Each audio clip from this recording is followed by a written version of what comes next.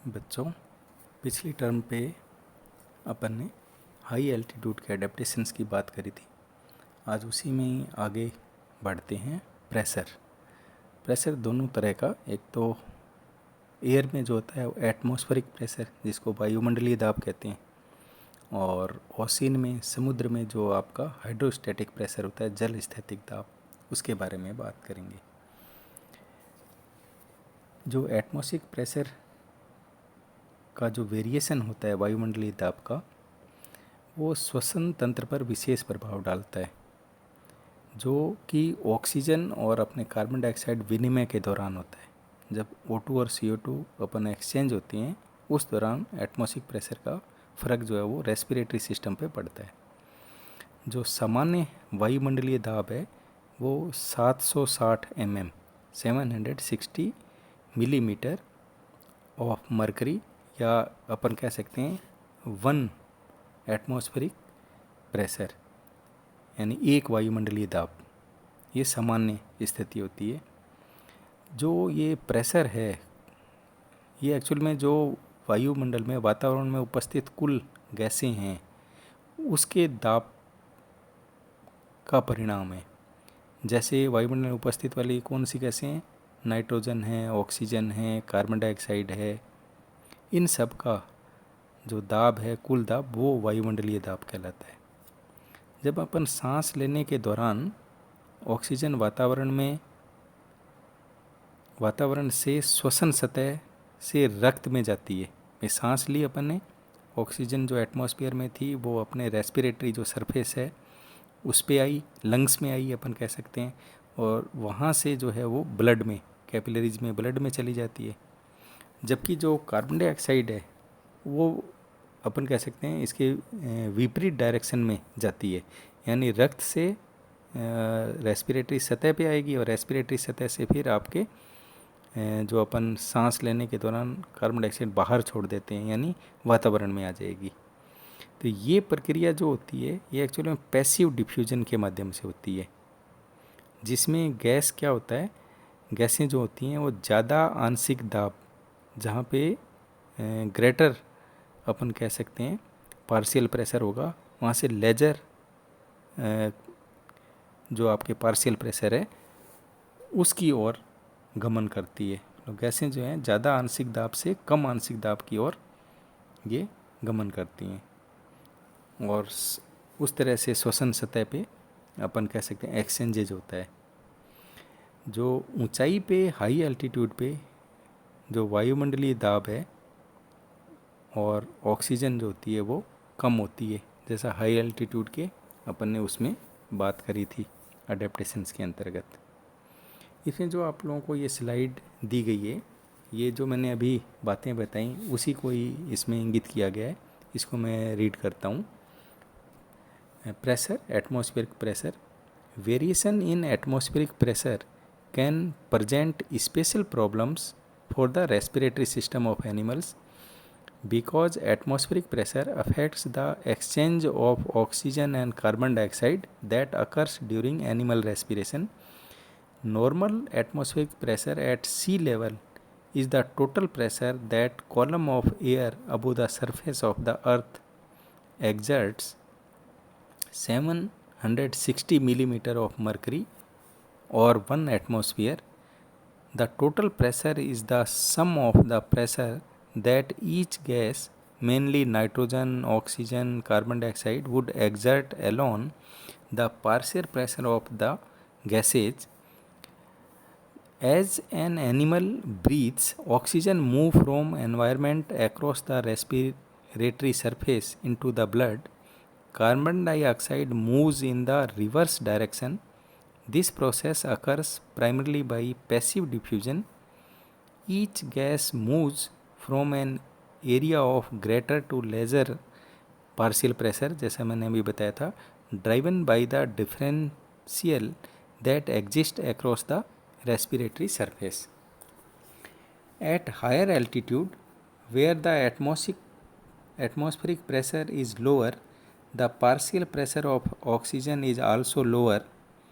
The partial pressure differential of oxygen therefore is also lower, and the organism effectively receive less oxygen when it breathes, even though the percentage of oxygen in the air remains constant.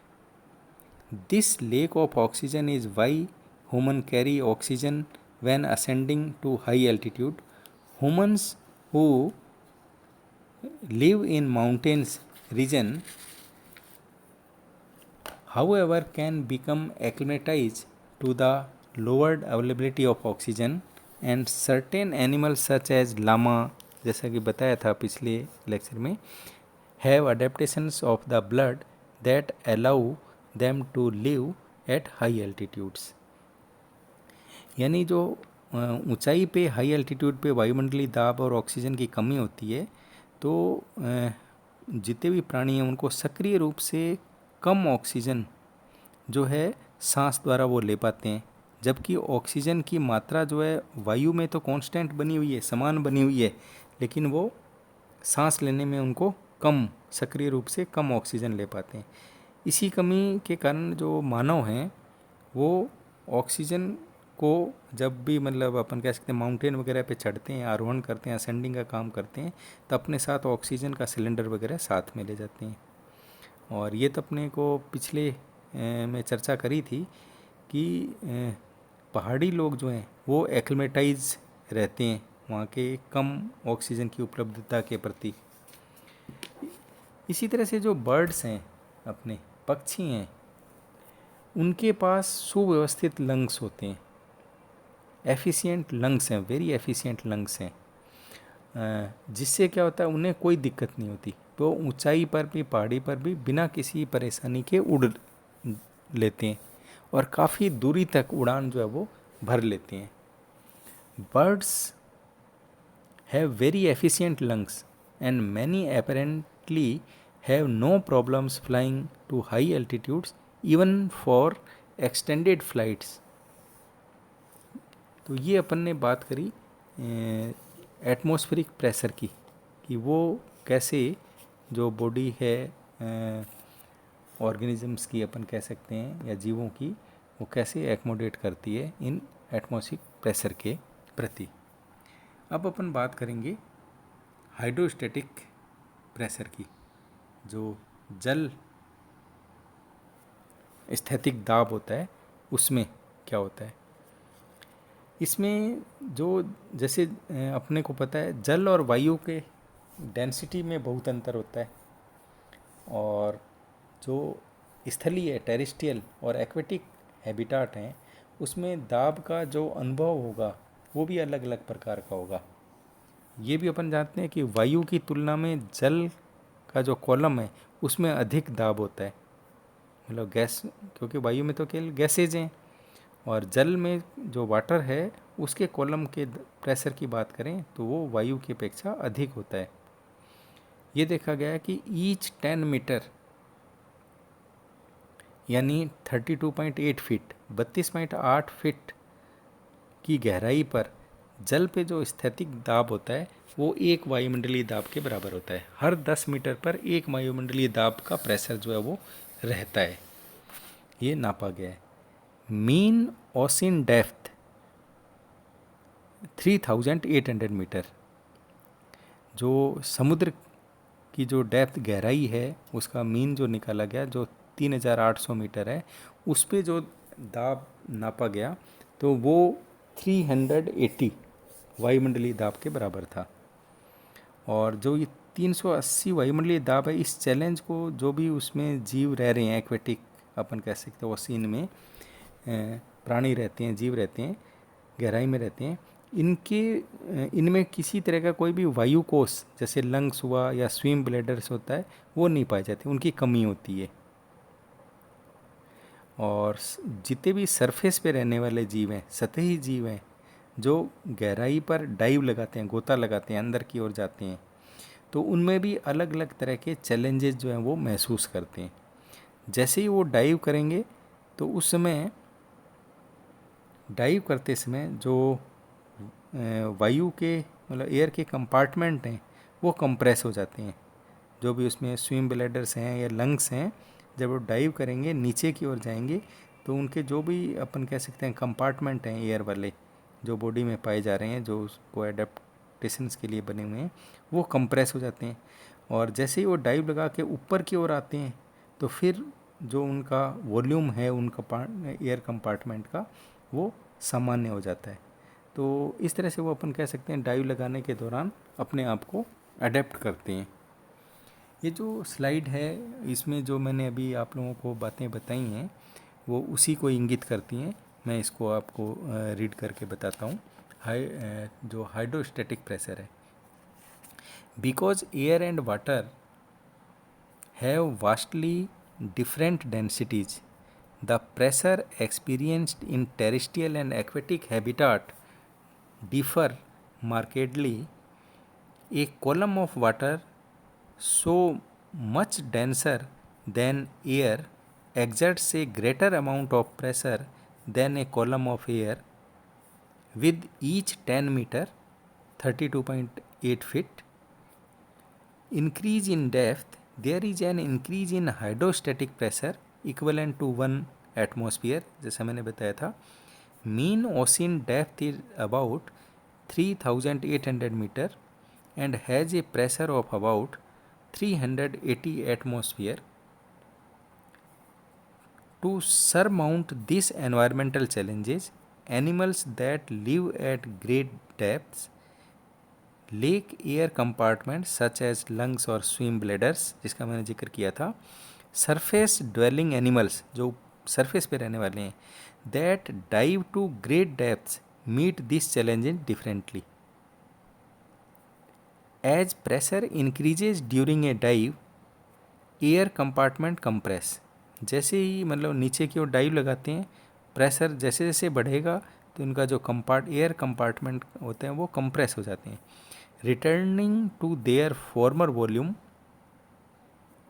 When animal surface, और जैसे ही वो वापस आएंगे तो उनका जो air compartment का volume होगा वो वापस समान हो जाएगा.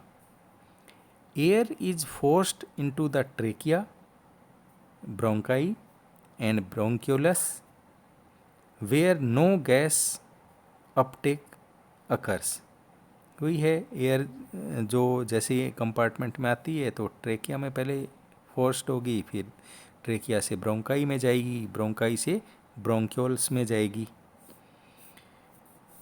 Thus the increased pressure cannot drive more gases into the bloodstream, and as the animal rises it does not experience the bends, means decompression sickness resulting from a rapid reduction of air pressure.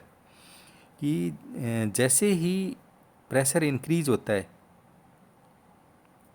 Dive के दौरान तो बहुत ज़्यादा जो gases होती हैं शुरू में ही कंप्रेस होने से पहले ही ब्लड स्ट्रीम में पहुंचा दी जाती हैं और एनिमल जो है वो ऊपर की ओर राइज कर जाता है और उनके अंदर कोई उस समय बैंड्स नहीं होगा.